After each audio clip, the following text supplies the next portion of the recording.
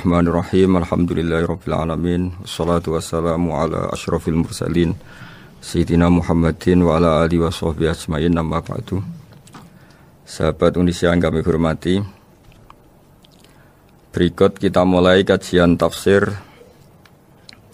yang dikeluarkan oleh UII. Mari kita mulai dengan surat Al-Baqarah. Bismillahirrahmanirrahim. Alif lam mim dzalikal kitabul la raiba fihi hudal lil muttaqin. Di sini diterjemahkan Alif lam mim ini termasuk ayat-ayat yang oleh para ulama dianggap mutasyabihat. Artinya kita tidak boleh memaksakan maknanya. Kita cukup iman bahwa itu dari Allah Subhanahu wa taala. Ini termasuk ayat-ayat yang kita percaya bahwa ada makna yang diinginkan Allah, tapi kita tidak perlu menduga-duga apa sepersisnya makna itu. Dzalikal kitabul la raiba fihi, kitab ini tidak ada yang diragukan. Hudal lil muttaqin, petunjuk bagi mereka yang bertakwa. Sahabat Indonesia yang kami cintai, yang kami hormati, muttaqin dari kata kerja ittaqa yattaqi ittiqaan. Maknanya adalah menjaga diri. Ada 3 kelas muttaqin dalam terminologi para ulama, istilah yang dikeluarkan para ulama. 1, muttaqin orang yang menghindari perilaku syirik atau perilaku kekafiran. Sehingga menurut para ulama, apapun faseknya seorang mukmin, apapun kelirunya orang mukmin, misalnya pernah mencuri, pernah korupsi, pernah apa saja, masih dianggap mukmin karena dia masih bertauhid la ilaha illallah Muhammadur Rasulullah. Ini muttaqin yang paling kelas pokok, kelas bawah. Kemudian ada muttaqin kelas kedua, yaitu mereka yang menghindari dosa besar tapi tidak bisa menghindari dosa kecil. Misalnya bisa menghindari dosa zina, tapi dia bisa menghindari dosa melihat perempuan yang bukan mahramnya, yang bukan halal bagi dia. Ketiga muttaqin paling ideal, yaitu menghindari dosa besar, juga menghindari dosa kecil, bahkan menghindari sesuatu yang tidak penting. Ini yang dalam terminologi ulama disebut para wali atau para ulama, yaitu yang dalam ayat ala inna awliya Allahi la khaufun alaihim wa lahum yahzanun.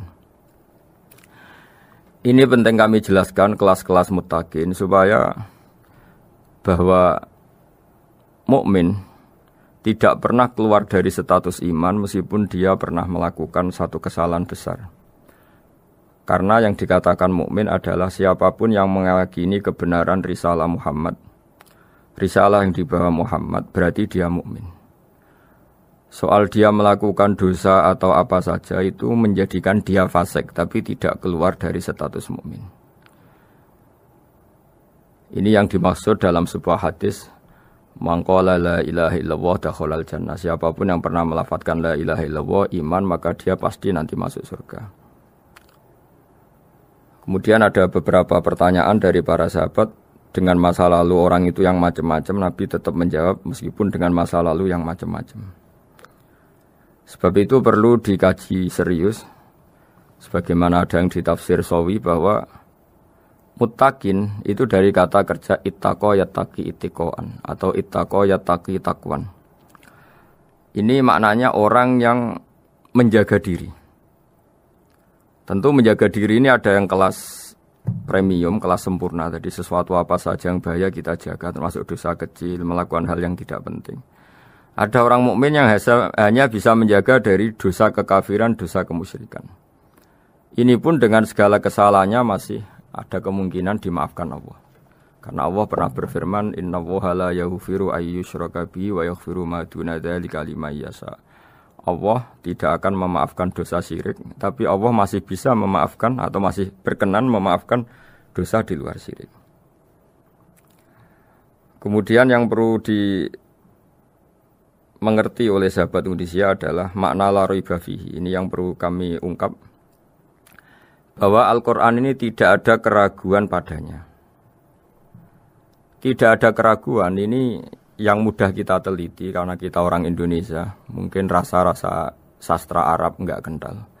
Mari kita teliti dari segi makna, karena makna ini rasa dan rasa itu universal. Begini misalnya, dulu orang-orang kafir Mekah karena mereka penyembah berhala, penyembah Tuhan-Tuhan yang banyak, itu memprotes. Mereka memanggil tentu masih Muhammad, belum ya Rasulullah. Muhammad, kamu mengajak ke Tuhan berapa? Rasulullah menjawab, ke Tuhan yang satu. Lalu mereka bertanya, Muhammad, urusan kita ini banyak, problem kita banyak. Tuhan banyak saja tidak bisa menyelesaikan, apalagi satu Tuhan. Ini yang diceritakan dalam sebagian ayat disebut, Aja'alal alihata ilaha wahida inna hadza lasyai'un ujab. Bagaimana mungkin Tuhan itu satu? Harusnya Tuhan itu banyak karena urusan kita banyak.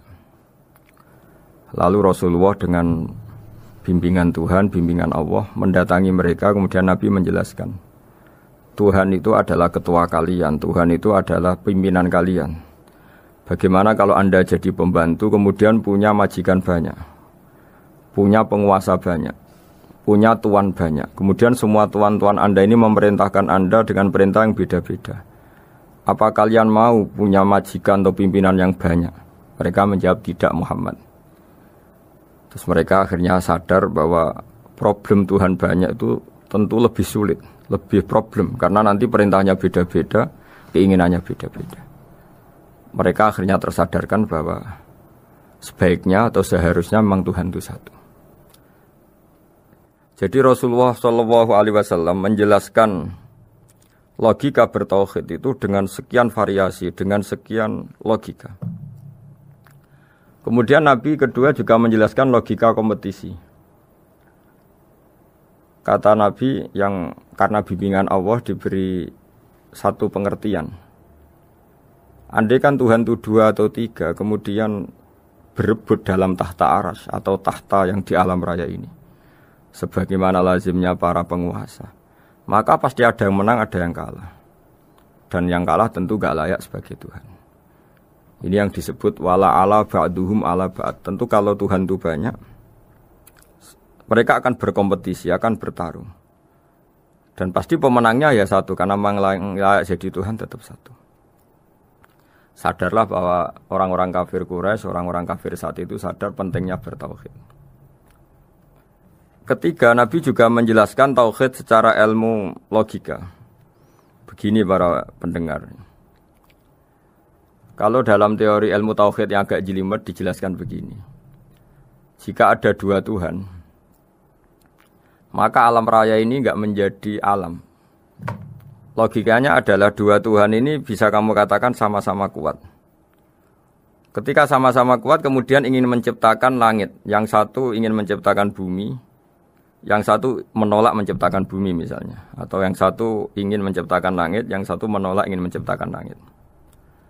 Kemudian ternyata bumi ini terbukti wujud. Logika awam adalah yang berhasil menciptakan bumi berarti Tuhan, yang gagal atau kudrohnya gagal, kemampuannya gagal tidak bisa menciptakan bumi, gagal menjadi Tuhan. Ini logika awam.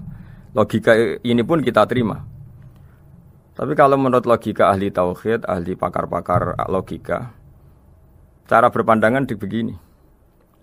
Ketika Anda mengatakan ada 2 Tuhan yang sama-sama kuat, kemudian terbukti yang satu mampu menciptakan bumi, yang satu tidak, bahasa Anda mengatakan sama-sama kuat ini sudah batal dari awalnya, karena terbukti bahasa Anda salah, sama-sama kuat ternyata yang satu tidak mampu. Sehingga dalam pikiran orang-orang ahli tauhid mengatakan, membayangkan Tuhan saja itu enggak kebayang, karena turunan kata ini pasti selalu salah. Karena tadi misalnya dikatakan, andai kan ada 2 Tuhan, kemudian yang satu mampu menciptakan bumi, yang satu tidak. Padahal Anda tadi bilang sama-sama kuat, ternyata terbukti yang satu tidak kuat. Berarti kata Anda sama-sama kuat ini salah. Ini pula yang diajarkan Rasulullah lewat bimbingan Allah, lewat wahyunya yang disebut Lau kana fihi ma alihatun illallahu la fasadata. Karena kalau ada 2 Tuhan pasti kamu sifati sama-sama kuat. Ternyata sifat sama-sama kuat ini batal demi hukum, karena ternyata yang satu tidak mampu menciptakan bumi. Atau kamu sifati 2 Tuhan ini sama-sama lemah. Itu tidak mungkin lagi, karena ternyata bumi ini terbukti wujud. Pasti penciptanya ini zat yang sangat kuasa. Jadi logika-logika tauhid sedemikian dibangun oleh Rasulullah lewat bimbingan Allah Subhanahu wa taala. Logika keempat supaya kita iman dan tambah kuat imannya adalah logika yang mudah dicerna oleh kebanyakan orang atau yang bisa diindra.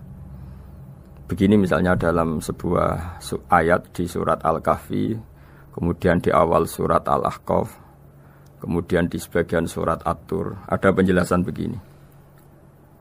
Ketika Rasulullah mengajak manusia menyembah Allah, kemudian orang-orang kafir tanya, lalu Tuhan kamu siapa Muhammad? Tuhan saya adalah Allah menciptakan langit bumi. Terus mereka berandai-andai, ada Lata, ada Uzza, ada Manat, ada Hubal.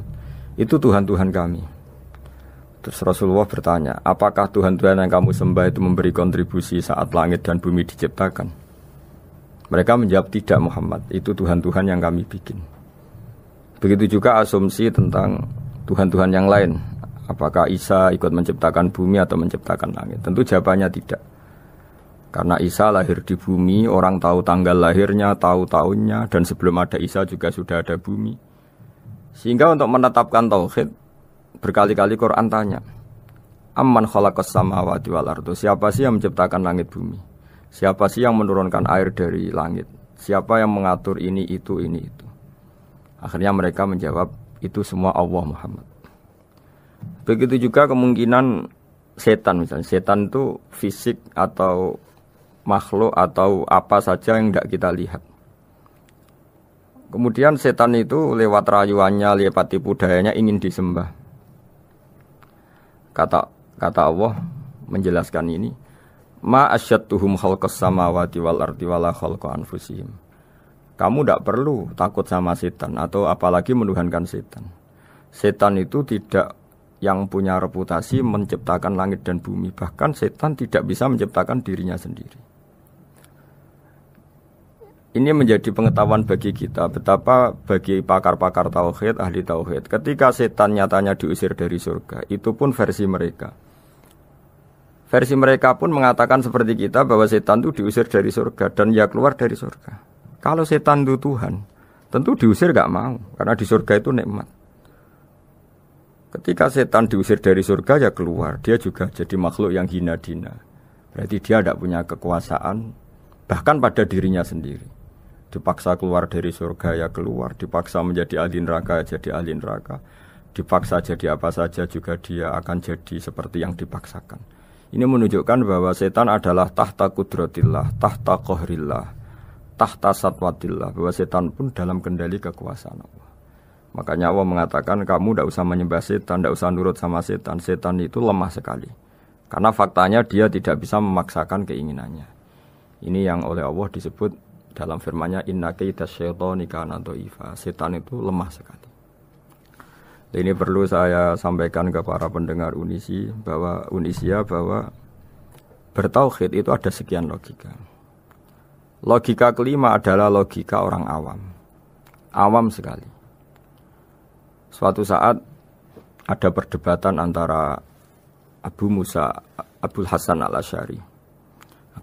Abul Hasan al-Asy'ari ini tokoh ahli sunnah paling populer dalam ilmu logika. Dia mengatakan orang menemukan Tuhan itu harus lewat logika yang cermat. Tidak boleh taklid, hanya ikut-ikutan. Dia harus menemukan satu argumentasi bahwa Tuhan atau pencipta langit itu ada. Kemudian ada satu problem di mana orang-orang kampung atau orang-orang yang lugu atau orang-orang awam itu tidak bisa ilmu logika, ilmu mantek kalau dalam bahasa pesantren. Kata Abu Mansur, kata Abul Hasan al-Asy'ari, itu masih mungkin. Walhasil para ulama ini meneliti ke orang-orang yang lugu, yang di kampung, yang petani, yang lugu sekali. Apa yang mereka temukan? Ternyata mereka punya cara logikanya sendiri untuk menemukan Tuhan, Sang Pencipta. Pernah suatu saat ada seorang petani lugu, biasa menggembala unta, ditanya, Bima araf tarubak, lalu kamu yang petani ini yang hanya ngurusi sawah, ngurusi ladang, dengan cara apa kamu tahu kalau Tuhan itu ada? Si petani tadi marah besar dan dia mengatakan, Al-ba'ratu tadullu 'alal ba'ir wa asharul aqdam yadullu 'alal masir. Kata petani tadi, yang namanya ada kotoran unta pasti ada untanya. Yang namanya ada jejak kaki pasti ada yang barusan lewat. Artinya kalau ada makhluk pasti ada pencipta. Ini logika awam yang mudah. Kita tidak mungkin mengatakan bumi ini pencipta, mengatakan matahari pencipta. Kelihatan sekali kebendaannya, kelihatan sekali bahwa bumi matahari tidak punya ikhtiar, tidak punya kekuatan. Kelihatan sekali sifat-sifat kemakhlukannya. Jika benda-benda ini karuan makhluk, pasti menunjukkan bahwa ada penciptanya, ada khaliknya. Dalam logika Bedui tadi, si Bedui tadi, kalau ada kotoran sapi, pasti ada sapinya. Meskipun sapinya sudah sekarang nggak terlihat, mungkin sudah jalan kemana. Sama, kalau ada jejak kaki, meskipun orang yang tadi lewat sudah kita nggak tahu, tapi kita pasti tahu, pasti ada yang lewat. Ini yang dimaksud dalam bahasa Arab, al-ba'ratu tadullu 'alal ba'ir. Kalau ada kotoran sapi atau kotoran unta, pasti ada untanya. Wa atharul aqdam yadullu 'alal masir. Kalau ada jejak orang lewat, pasti tadi ada orang lewat. Nah, semua metode ini digunakan semua oleh Rasulullah. Logika yang bagi intelektual, logika bagi kaum awam, logika bagi kaum menengah, ya tidak awam, tidak intelektual. Semuanya digunakan, semuanya jadi media untuk memastikan bahwa logika tauhid ini logika pilihan, logika yang benar-benar logika. Sehingga dalam banyak ayat disebut agama ini liqaumi yaqilun, liqaumi yatafakkarun, bagi kaum yang bisa berpikir, bagi kaum yang punya akal. Lalu kemudian kami teruskan alladzina yu'minuna bil ghaibi. Ini kata ghaibi bukan kayak dalam bahasa Indonesia misalnya setan atau hantu disebut barang gaib. Kata ghaibi dalam bahasa Arab adalah perbandingan atau lawan kata dari al-musyahad yang bisa disaksikan langsung lewat indera. Kita orang mukmin iman bahwa surga ada, padahal kita tidak pernah melihat surga. Kita mukmin iman bahwa neraka ada, padahal kita belum pernah melihat neraka. Ini sesuatu yang maghoba anil absor, yang mata kita tidak melihat, fisik kita tidak menyentuh. Kita pun iman. Asal sesuatu itu mansus ya, dikatakan secara eksplisit oleh Quran dan hadis. Kalau dalam bahasa usul fikih disebut al-mansus. Ciri mukmin diantaranya adalah yang paling pokok alladzina yu'minuna bil ghaibi. Iman dengan sesuatu yang enggak kelihatan. Lalu kemudian para ulama cara pandang beda-beda. Bedanya bukan karena mereka bertentangan enggak, tapi ini menurut kelas rasa yang berbeda-beda. Bagi orang-orang sufi ya, Allah itu tidak bisa dikatakan al-ghaib, sesuatu yang enggak kelihatan. Karena Allah itu begitu jelas, az-zahir. Kata orang sufi, Allah itu zahir. Begitu juga dalam Asmaul Husna disebut Allah itu az-zahir, begitu jelas. Karena orang yang akalnya mapan, hatinya mapan, melihat satu lemari yang bagus, pasti langsung mensifati bahwa pembuatnya adalah orang yang hebat. Orang yang melihat mobil mewah atau pesawat yang canggih, pasti kepikiran pertama adalah pasti pembuatnya canggih. Sehingga eksistensi pembuat pesawat itu adalah orang hebat, itu langsung tertanam ketika melihat pesawat itu hebat. Bagaimana mungkin seseorang ragu akan kehebatan pembuat pesawat ketika melihat detail-detail pesawat? Pasti langsung kepikiran kalau pembuatnya itu hebat. Memutuskan bahwa pembuat pesawat hebat itu tidak harus ketemu yang membuat, juga tidak harus melihat. Tapi akal kita pasti meyakini pembuatnya itu hebat. Berarti keputusan menyimpulkan bahwa pembuatnya hebat adalah az-zahir begitu jelas. Begitu juga langit dan bumi, matahari semuanya tertata rapi. Air dengan fungsi manfaat yang sebegitu hebat, oksigen, semua tanaman, buah-buahan. Meskipun kita tidak pernah melihat Tuhan, tapi akal kita, nurani kita pasti berkeyakinan dan tahu betul pasti pembuatnya itu zat yang super hebat, super bijaksana.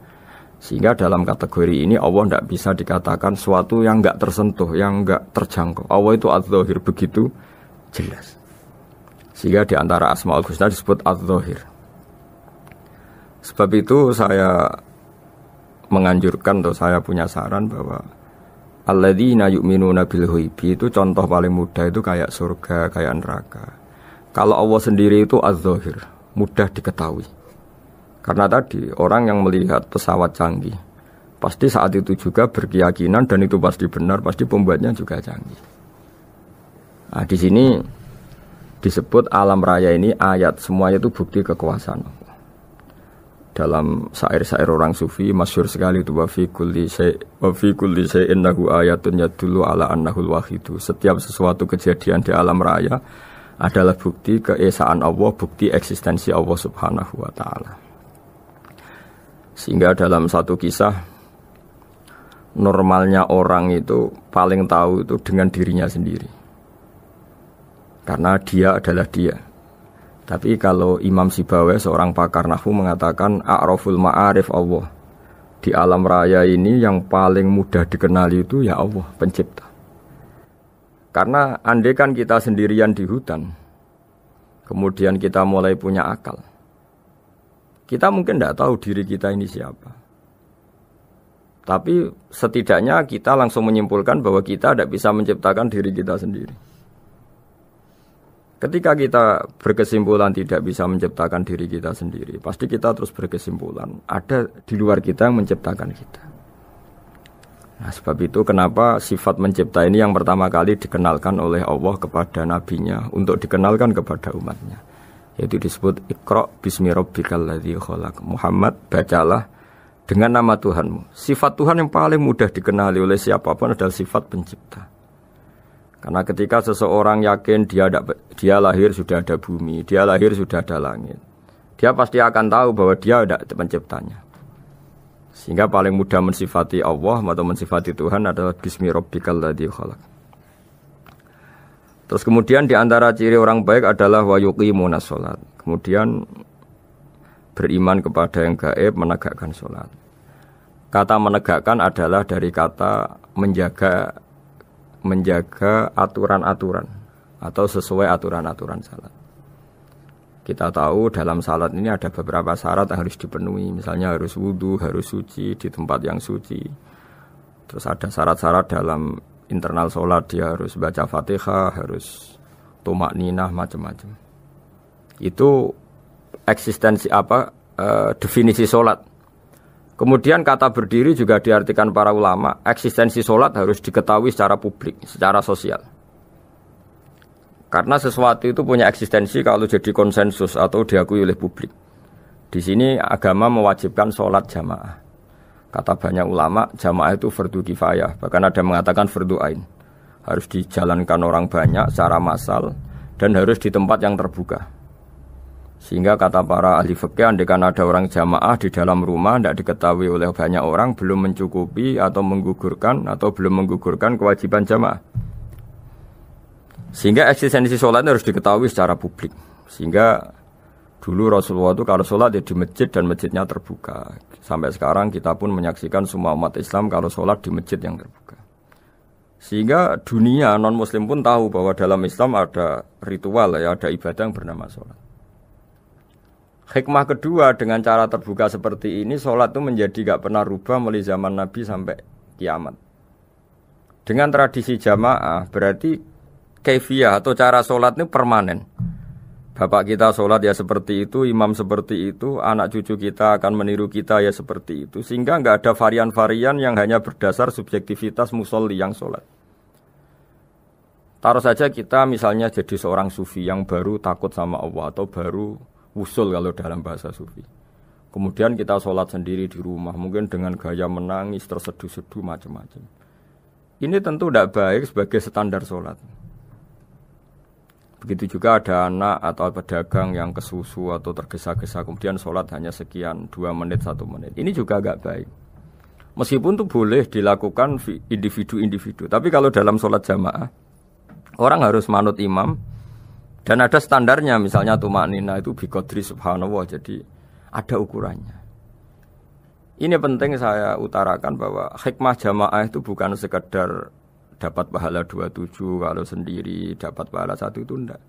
Tapi ini menjaga eksistensi sholat supaya ya seperti ini terus sampai kiamat. Sehingga orang Indonesia atau orang Afrika, orang mana saja, itu ketika haji atau ketika saling berkunjung di negara lain, itu enggak akan kaget dengan cara-cara sholatnya. Karena seluruh dunia kaifiyahnya caranya sama. Ini semua barokah dari jamaah. Maka Rasulullah itu enggak banyak ngendikan tentang caranya sholat. Beliau hanya ngendikan shollu kama ra'aitumuni usolli. Sudahlah kamu pokoknya makmum saya. Nanti caranya kamu sholat sama seperti saya seperti ini. Sehingga kata menegakkan sholat adalah bisa kita tegakkan kalau kita aparat negara ya bikin-bikin aturan supaya eksistensi sholat enggak terganggu. Kalau kita seorang kultural juga mensuasanakan sholat. Dan supaya kefiahnya atau caranya sholat ini benar, kita tradisikan jamaah. Sehingga anak kecil ngikuti yang besar, yang bodoh ngikuti yang pinter dengan satu cara. Itu barokahnya jamaah. Sehingga wa yuqimuna sholat itu, sholat kita dirikan baik secara personal. Dengan cara-cara tumak nina, kita suci di tempat yang suci. Maupun kita tegakkan, kita maklumatkan, kita jadikan konsensus bahwa sholat ya seperti ini. Sehingga ada khayal-khayal lagi dalam Islam. Misalnya nyuwun sewu ada aliran yang mengatakan ya kalau Tuhan itu kan enggak bebas arah, bebas tempat. Terus dulu pernah ada orang sesat sholat sampai 4 rakaat 4 arah, alasannya Tuhan itu tanpa arah. Enggak akan terjadi seperti itu. Karena ijma'nya umat Islam, konsensus umat Islam akan menolak faham yang seperti itu. Jadi saya mohon sekali ini pentingnya jamaah. Dengan jamaah maka caranya sholat, cara meyakini madhab kiblat dan sebagainya terjaga ila yaumil kiamah sampai hari kiamat. Terus sifatnya orang mukmin lagi wa mimma razaqnahum yunfikun dan menafkahkan sebagian rezeki yang kami berikan. Ya ini termasuk zakat, sedekah. Jadi ada sebuah riwayat mengatakan inna fil mali haqqon. Harta itu ada haknya yaitu zakat. Tapi ada juga saran inna fil mali haqqon siwa zakat. Di luar keharusan zakat juga ada hak-hak kita untuk memberikan sebagian rezeki kita. Taruh saja misalnya saya punya uang 10 juta. Secara nisab zakat belum sampai 1 nisab. Karena 1 nisab itu sama dengan nilai 84 gram emas. Itu kalau diuangkan kalau 500 ribu ya sekitar 42 juta. Tapi kita sebelum punya 1 nisab pun tetap ada keharusan mengeluarkan sebagian. Yaitu tentu dalam fikih kita wajib mengeluarkan uang untuk anak kita, untuk istri kita. Itu yang wajib-wajib. Kemudian ada sosial, kita nyumbang masjid, nyumbang yatim piatu macam-macam. Sehingga kata para ulama, ciri utama mukmin diantaranya adalah melakukan zakat, baik zakat yang fardu maupun zakat yang sunat. Karena kata zakat itu dimaknai fardu sebetulnya definisi para ahli fikih untuk membedakan zakat yang wajib dengan sedekah. Tapi sebetulnya zaman dulu enggak ada seperti itu. Zakat itu maknanya bersihkan harta. Sedekah dari kata sedekah bukti benarnya iman. Jadi sedekah dari kata dari kosakata sedekah yasduqu sidqon, sesuatu yang membuktikan kita loyal itu disebut sodak. Kita nikah, mas kawin di bahasa Arab kan sodak dari kata sedekah juga. Kita bukti iman, loyal, kita sedekah. Bukti bahwa kita teman akrab disebut siddiq atau sodik. Kalau dalam bahasa Arab teman namanya juga sodik karena cara bertemanan secara benar, secara loyal. Sehingga wa mimma razaqnahum yunfikun ini ya memasukkan zakat yang dalam terminologi fikih yaitu zakat yang zakat al-wajibah atau zakat yang dengan makna lughat yaitu ya artinya asal membersihkan harta kita entah lewat zakat, sedekah, hadiah kepada orang-orang yang kita hormati semuanya juga masuk dalam definisi zakat atau wa mimma razaqnahum yunfikun. Kemudian sifat terakhir dari orang muttaqin adalah walladzina yu'minuna bima unzila ilaika wa ma unzila min qablika bil akhirati hum yuqinun ulaika ala hudam mir rabbihim wa ulaika humul muflihun. Di sini diterjemah mereka yang beriman kepada kitab yang kami turunkan kepadamu dan yang diturunkan sebelum kamu. Ini kata yang diturunkan sebelum kamu penting sekali karena ciri utama Nabi adalah dia tidak pernah beda dengan Nabi sebelumnya. Karena kebenaran tauhid pasti tunggal. Nabi-nabi dulu pasti mengajarkan tauhid, hanya menyembah Allah. Enggak mungkin Nabi berikutnya kemudian bikin ajaran baru dalam tauhid. Sehingga andaikan semua kitab Injil Taurat itu masih versi yang orisinil, pasti enggak ada yang beda dengan Quran. Karena ciri utama kebenaran adalah iman dengan Quran dan iman kepada kitab yang diturunkan sebelum Al-Quran. Wabil akhirati hum yuqinun, mereka juga yakin akan datangnya hari akhir. Yaitu bisa disebut yaumul ba'ats. Terus ketika semua kriteria itu terpenuhi baru ulaika ala hudam mir rabbihim wa ulaika humul muflihun. Mereka itulah yang berada pada petunjuk Allah dan merekalah orang-orang yang berbahagia. Para pendengar sahabat Indonesia, semoga kajian ini bermanfaat. Dan ini mulai ayat 1 sampai 5 dalam surat Al-Baqarah, yaitu surat yang dalam tartibnya mushaf nomor 2 setelah Fatihah. Jadi kalau dalam ulumul Quran disebut ada surat yang berdasar nuzulul Quran, yaitu surat Iqra, kemudian Muddatsir. Ada urutan surat yang berdasar tartibul mushaf, yaitu yang kita punyai sekarang, yaitu Fatihah, terus Baqarah dan seterusnya. Dan urutan-urutan ini pun sesuai petunjuk Rasulullah SAW. Saya kira demikian. Mohon maaf atas semua kesalahan. Wassalamualaikum warahmatullahi wabarakatuh.